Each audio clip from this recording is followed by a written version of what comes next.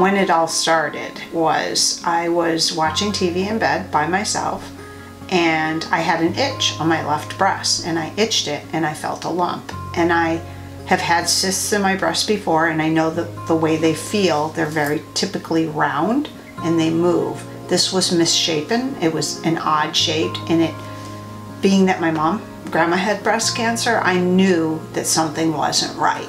The next morning I called the doctor and said, I felt a lump in my breast. I think I need to be seen right away. I got an appointment that same week. On the day that I visited the doctor, they immediately sent me down for a mammogram. From that point in time, they sent me to a breast surgeon, and he did a biopsy on that day. 2 days later, I got a call saying it was breast cancer, triple negative. What that felt like was fear, yet I knew. I just knew. But when I got that phone call, I was actually with my friends having lunch, and thank God they were with me because they're both faith-based people, and I can't imagine being alone when I would have received the news. After the biopsy, that was just the first step in diagnosing A, it was breast cancer, and B, what kind of breast cancer it was. But then it required me to have an MRI just to confirm if it was just localized in that one area, what the other breast looked like. And after the MRI, then I had to have a bone scan, a body scan, to see if it was contained, and thank God it was contained in just the left breast. The time between first diagnosis that it was cancer and the results of the MRI and the bone scan, about 2 to 3 weeks. And it was an emotional, I didn't want to be alone with my thoughts. My mind kept going to places where I didn't want it to go. But to be honest with you, again, having my family and my friends and just keeping faith, because if you let fear take you over, then you don't believe in God. Before I could actually have an oncology, I had to find a breast surgeon. And originally I was going to go with the first person I met with, but I felt more comfortable after meeting with the oncologist, asking him who he would have treat his wife, and that's how I came to find a woman, Dr. Sable out of Lankenau. My surgery was March 9th. I was actually quite calm. It is the night before my surgery, and I'm prepping food for my hubby for when he's waiting for me to come out of surgery. He has his snacks because we know he gets hangry if he doesn't have his food. I'm gonna say goodbye to the tatas. Bye-bye, tata. Having a little bit of anxiety, but it's in God's hands, and I trust that God and the medical staff will take really good care of me, and I think we're ready to roll tomorrow. What do you think, Juge? At that point, I'd accepted the diagnosis. I knew what my course of action was going to be. I knew I was taking care of it. I knew I was in good hands. I had the support of my family. I was trusting in God. And I was really calm, really calm.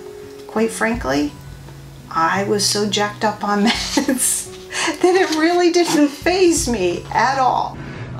Surgery went well. How long was I in there? 4 hours. 4 hours. And I thought they stole my underwear. Unbeknownst to me, I had taken them off ahead of time. They just stripped down. I don't know. The prospect of taking my breasts off really didn't bother me. It was more about getting rid of the cancer.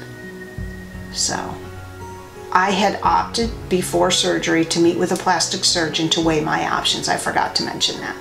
And I opted to go with expansion, where they put the expanders in while you're in surgery. So it was a breast surgeon and a plastic surgeon working together. I was only in one night.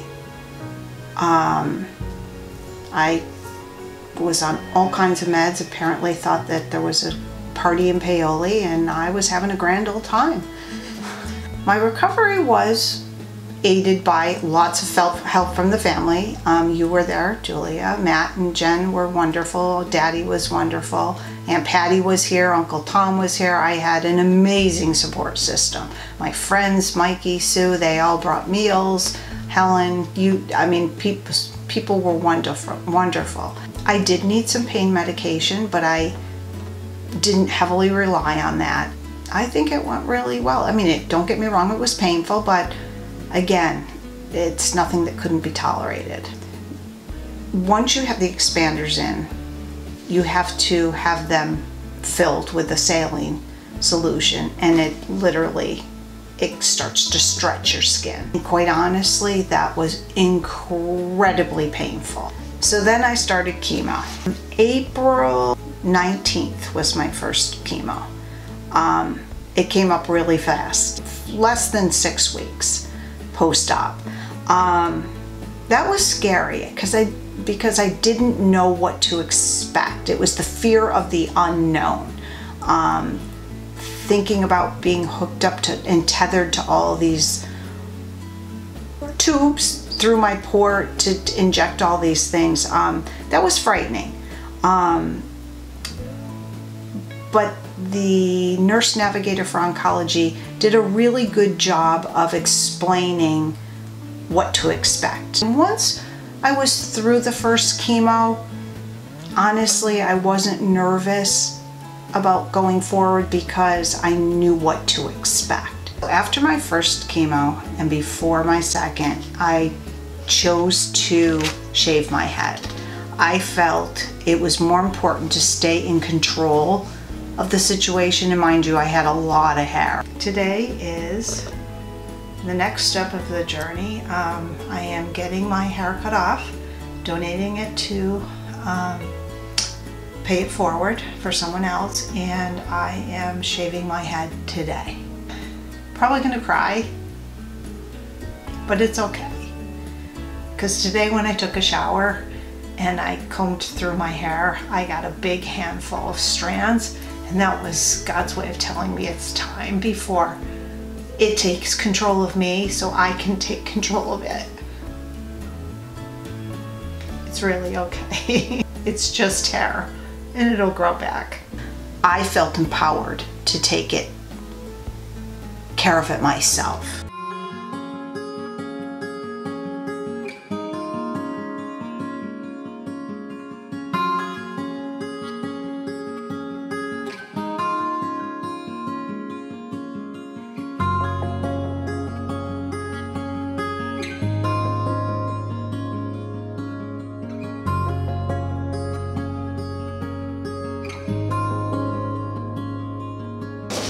It looks good, Cheryl. Put a hat on first and then take your hat off. Okay. Where's your hat? It's in here? Do you believe this? I made it through without crying. It was emotional. Yeah. But honestly, I felt awesome. I thought I was going to be afraid and cry, and it was going to be this big emotional thing, and I'm so happy I did it, because that was one less thing I had to wait and wonder when it was going to happen. So, taking you through my chemo journey, let me just put it this way. There were 8 treatments. The first 4 were one kind of chemo, which is tougher on your body and has its own set of side effects. Then the second 4 treatments were a little less difficult on your body, but again, had different side effects. The first 4 I would describe as almost like being in your first trimester of pregnancy. If you ate small meals, you might be a little queasy, you're a little more tired than normal. Many cravings, couldn't wait to get a hold of those Pringle vinegar potato chips. I wanted filet mignon on numerous occasions. I went through a junior mint phase for a while. The first 4 I had trouble with my white blood cell count, which required me to have Neulasta boosts. Oh yeah, it'll. There we go. Okay. It's gonna snap. And that was very painful, the bone pain. But the second 4 were a little bit easier to deal with. Different side effects, ended up with some neuropathy. And I had it in my cheeks, my lips, my tongue, my fingertips, and my toes. Still there in my toes. But all in all, it was a journey that wasn't as bad as I thought it was going to be. And it was almost like being in a sense of a protected bubble. It actually was almost a safety net. Like I felt really secure. How did you feel walking into that last chemo? It's really interesting because walking in I was like, oh yay, I'm gonna be done. I get to ring the bell, this is it, I'm so excited. And then there was the other part of me where the reality is, this is what I've been doing for the last 16 weeks. Currently about 30 more minutes of my last chemo. Forever, God willing. It was exciting yet terrifying because I was embarking on yet another part of the journey that's a little less defined, if that makes sense. How did you feel ringing that bell? Amazing. Like I did it. I made it. Then you can say I faced the beast and beat it too. Aww, that's beautiful. It's official. Whoops.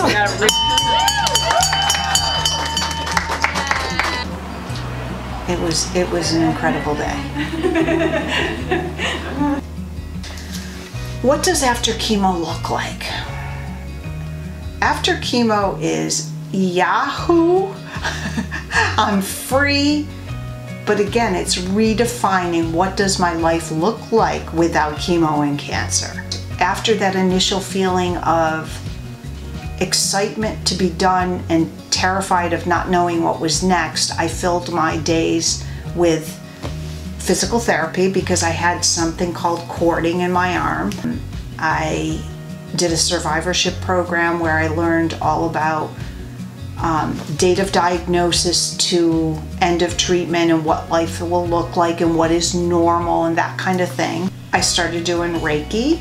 I went to a Unite for Her wellness day, which was amazing.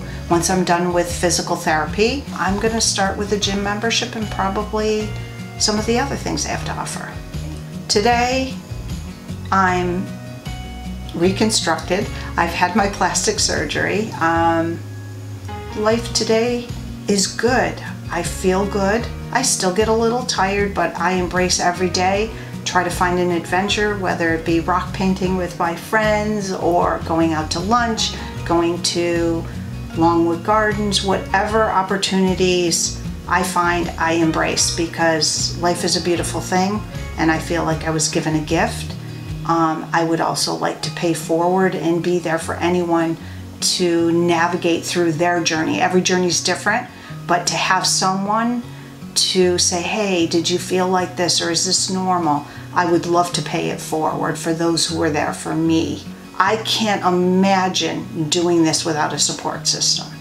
But attitude is gratitude. So this is me with my wig. And let's see, I ended chemo at the end of July. I had no hair anywhere, and I mean no hair anywhere. I'm shaving again. I have a little bit of eyelashes, and this is what I look like with my hair. It's growing. I'm kind of excited to see what it's gonna look like. Not crazy about the color, but we can always fix that. What would I say to the people that supported me? I would say, I thank you. It's gonna make me tear up from the bottom of my heart. Because that's what got me through. My family, my friends, my sister, my brother-in-law. I don't want to name each and every person, but you know who you are. Those cards, the phone calls, there's somebody in New Jersey that said, how's my little friend today? Every day, how's my little friend today? Those are the things that kept me going. I just want to thank everyone who supported me throughout my journey. And always remember, be present with the people that love you and that surround you, because each day is a gift, and embrace it.